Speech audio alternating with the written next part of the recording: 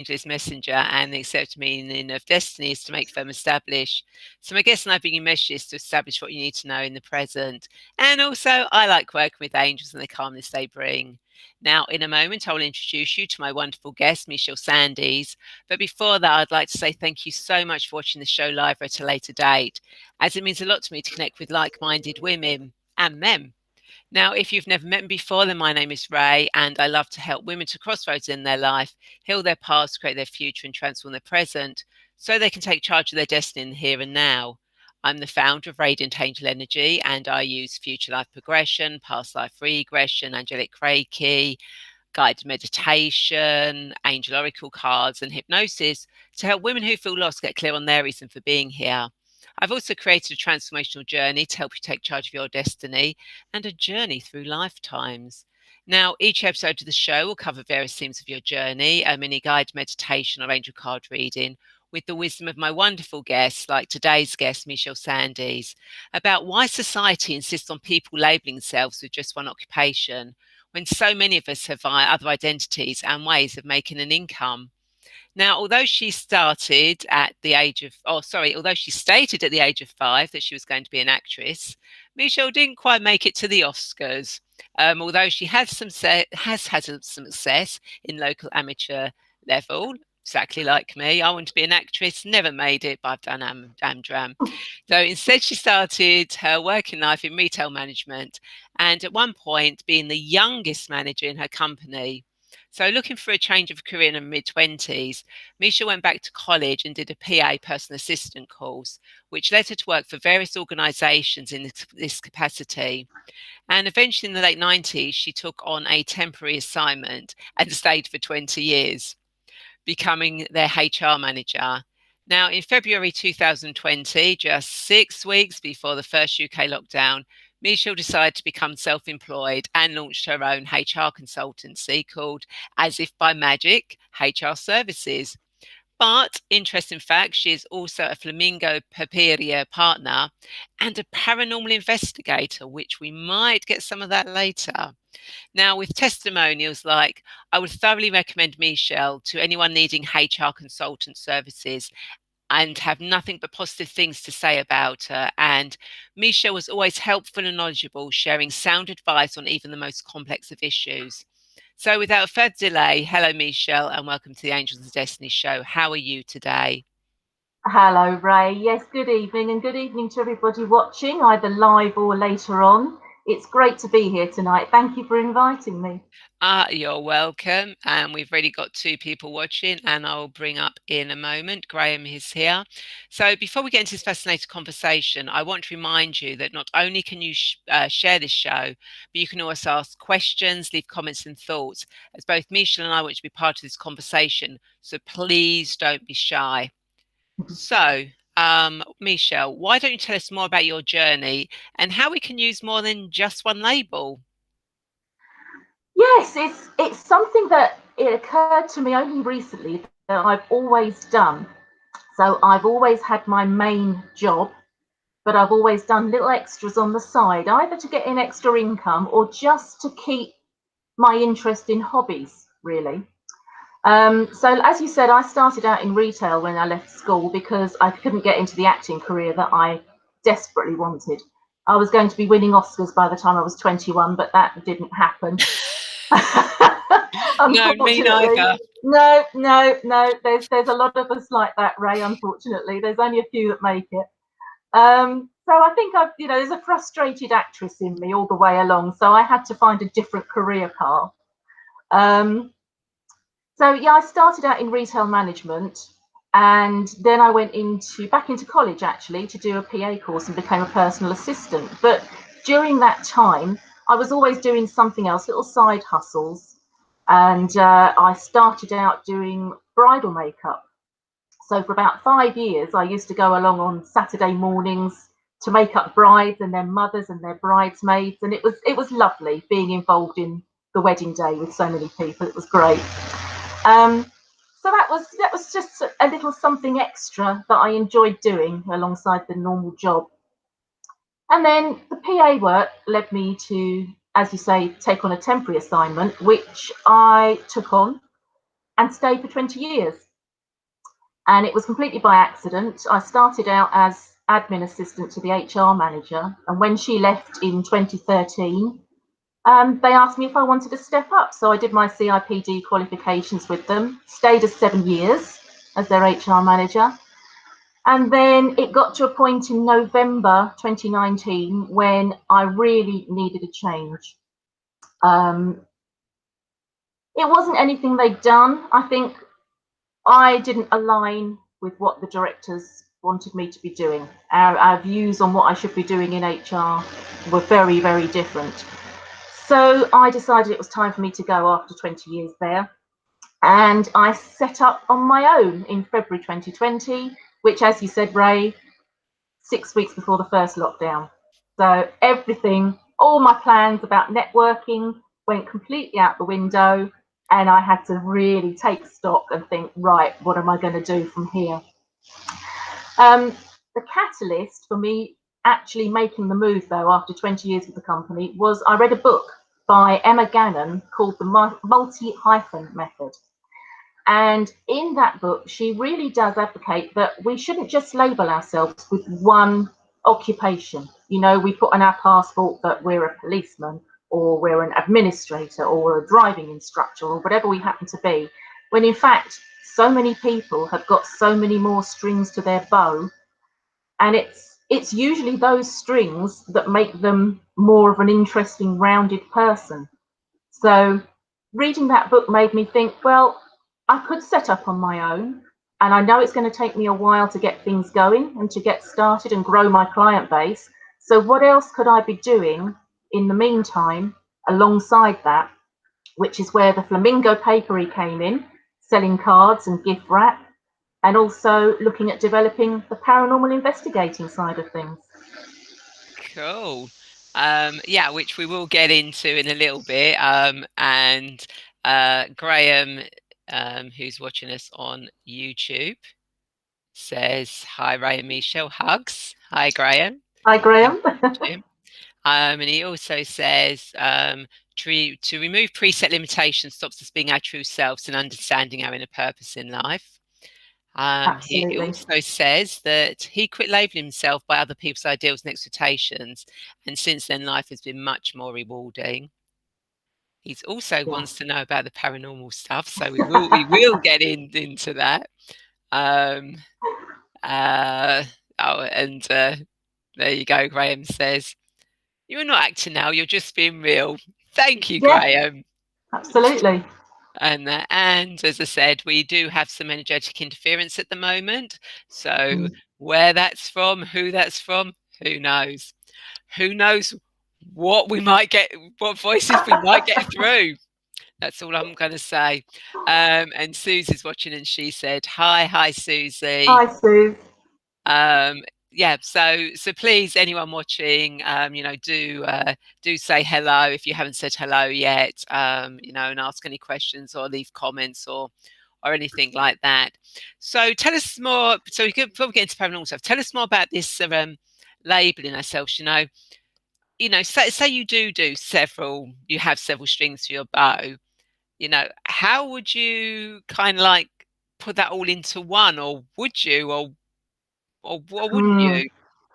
Well, I think it depends on what you're doing. Sometimes I think you find things that can cross over and that you can incorporate into one overall company or overall career. I don't. The three things that I do really don't particularly fit together at all. I don't think. Although being like you, Ray, like a very spiritual person, I like to think that I bring some of that into my HR work in being empathic with the people that I'm dealing with. So obviously I've seen things from being an employee, and also being in HR, you're in the middle of employees and employers. And I've also seen things from the employer's side of things, because my father has had his own business for the last 40 years as well. So I know the pain points that he goes through being an employer, and I know the pain points that employees go through. And that's my whole mission, is trying to bring those two things together successfully so that people can have a really good working relationship. Because, you spend more time with the people you work with than you do your own family a lot of the time. So you really have to try and have at least a tolerable relationship with them, if not a nice friendly one. Yeah, friendly relationship with work colleagues does work. Yeah, Does work uh, that's it. nicely. So, how did you get the title for your business? Well, that again is the spiritual side of things, the magic. Magic's always been one of my favourite words, and I think life is nothing without a bit of magic and a bit of sparkle. So I wanted to get that in there somewhere. But the main idea for the name came from a program that I used to watch as a child called Mr. Ben. And I I don't remember know if you Mr. remember Ben. Mr. Ben, I yeah. remember Mr. Ben. And if you remember, he'd go into the shop, and as if by By magic, the shop, magic. Yes. yeah. So that was my thinking, was that people that are working in small businesses, have their own small businesses, or are starting up and really don't know where to begin with all the HR side of things, they just click the fingers, pick up the phone, and as if by magic, Michelle appears to help them. So that's where it came from. Perfect. Yeah. And Brilliant. of course, it begins with an A. So if anybody's looking alphabetically, I'm at the top of the list. That's good thinking. Yeah, that's good thinking. And Graham has said, we're all led to learn about ourselves, and the more facets of learning, the more open we become. He does say that he feels like you succeed, Michelle. And Oh, and yes, Graham remembers Mr. Ben. Ben, Mr. Ben. I used to love it. They only made a few series of that, didn't they? There wasn't as many made as you thought when you were a kid. Yes, yes, there's really not that many at all. In fact, I don't know why I haven't found the DVD and got that yet. I must look into that. Yeah, that'd be an interesting that'd be an interesting one. So it's if somebody is kind of like they've got the different labels, but they all work for the same thing, Hmm. and should they, would it be best to try and find something that encompasses all that, or just use all of them in different situations? I have never been somebody that likes to put all my eggs in one basket. So one of the main reasons why I've always had other things going on at the same time as my normal job was so that if anything happened and everything went pear-shaped with the main job, I had something else in the background that I could start doing, or start to build up instead, to bring in some income. So I've never wanted to rest on my laurels and rely on just one thing to bring in what I need to keep a roof over my head. So that's been something that I've done right through my career, really, is always to have something else in the background. And I think if it does fit in with your main role, then all well and good. That's great. You've got an all-encompassing thing. But I think it gives you something else to focus on if it is completely different. It's like having a hobby. So you can take yourself out of that main job that you do, which can sometimes be quite stressful, I would imagine, with a lot of people, because you're focusing on it full time. And instead you go over to something that, quite often these things have come from hobbies. So it's something that perhaps you've got more of an interest in, whereas perhaps in your main job, you kind of got into that by accident, or it's something that's just developed or evolved from something else you've been doing, and not really a passion. Whereas the side hustles that I've had have been more of a passion for me. So they can really be a bit of an escape rather than the main role, I think. So that might be an advantage to keeping things separate. But like I say, I don't think there's any issue with having it as an all-encompassing thing, certainly. Yeah, yeah, and it is, we do have a habit of humans of labeling not just ourselves but other people as Mm, well. mm. Say like I don't know, a police officer. They do much more than police. Yes, Um, exactly. but if you see police officer, you automatically think that's the only thing they can do, but they can do others. Nurse. Mm, Nurse looks after. a patient, but nurses do so much more. Yeah, absolutely. I totally agree. And I've got a friend who's an accountant, and you say accountant to some people, and you conjure up this image of a sort of, fuddy-duddy in a suit that's extremely boring and sits in a beige office with beige clothing on and just counts numbers all day. My friend who's the accountant is also a fully qualified diving instructor, and he goes all over the world diving here, there, and everywhere. And you mainly find him at festivals like Glastonbury and anywhere else in the front of the crowd, jumping about in the mosh pit. So he's just so far removed from accountant. So that's the thing. You say accountant, you label somebody immediately, when in fact their lives are probably so much more than just what you are led to believe, but what you've always been taught. Really, it's all about being taught something, isn't it? And having an expectation about something which isn't necessarily real. And people that are being honest and true to themselves and are being authentic, which is what's something that I really strive to do these days.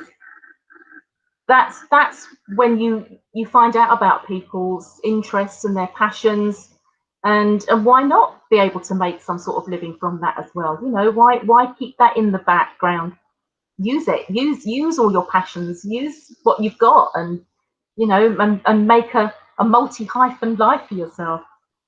Yeah, makes absolute sense. Yeah, because you don't want to be just stuck doing that one thing all the time. I mean, as Graham says, what's the basket after all? It is a limitation. Yeah. Yeah. Oh, and Sue says, yes, she remembers Mr. Ben. And Graham says he thinks it was only 2 series. Was it? Yes, I Yeah. wouldn't be surprised. Yeah, But then yeah. Graham says, no, I can't remember. What was the shopkeeper's address? Oh, now you've got me. I should know that. As an avid Mr. Ben fan, I should know that. Was it Coronation Road? Something? No, no, no. I'm No. going to need to Google this, Graham. You're either going to have to give me the answer, or I'm going to have to Google it, because it's going to bug me all night if you don't. Yeah, yeah. I can't. I'm just trying to think. He leaves the house. Yeah. Yeah. Oh, I'm coming. I'm sure. I'm sure we'll come up with it. But so obviously, you spent a long time in the office in HR, etc. Um, oh no, your PA friend.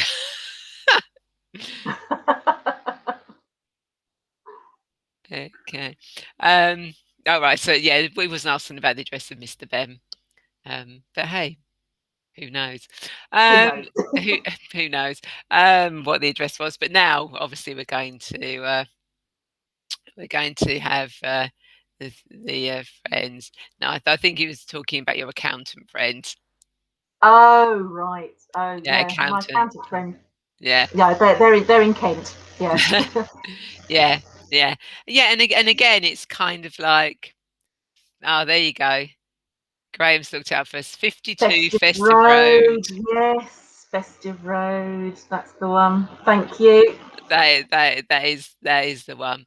So yeah, so you've kind of like you've been in that. When did the sort of like paranormal stuff start? Is that something that's always been there, that it's always been in the background, or did it just sort of like come out of nowhere? How did it work with you working in your business, or working in the office? Um, I think probably until about 10, 15 years ago, I kept it pretty much to myself that I had an interest in it. Um, it's something that I've always had an interest in, right from when I was very young. Spirituality, paranormal. I always had my head in a book of ghost stories. I used to make magic potions out of felt tip pen innards that I used to soak in water so I could get all the different coloured waters out and make potions with them in mud pies.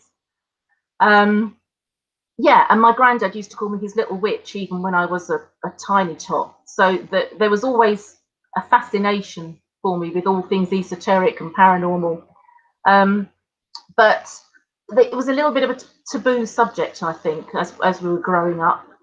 So I kept it to myself quite a bit, other than a few close friends who also shared the interests. And I think it's very interesting to find that people don't talk about it, but as soon as you start talking about it, suddenly people go, oh yeah, well, I don't believe in any of that, but this happened to me, or this happened to a friend. Everybody's got a story, haven't they? So I think there's an innate fascination with it in everybody. Whether they want to believe it or not is another matter, but it's there, it's in our background, it's part of that. Where are we from? Where are we going?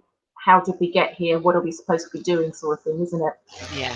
So that's always been an interest to me, but it was only probably about 10-15 years ago that I got really interested in the investigations side of things, and that's really taken off more since I've been with my current partner, Nigel, my fiance, who is also very interested in it as well, but he's interested from a more evidence-based scientific gadget side of things. So he builds portals, which are machines that use a guitar amp, and you attach a radio. The radio sweeps through all the different frequencies, but it sweeps backwards. So you only get very, very small snippets of sound, so you don't get full sentences. So if you do actually get a full sentence come through, or various words, then the idea is that it's actually spirit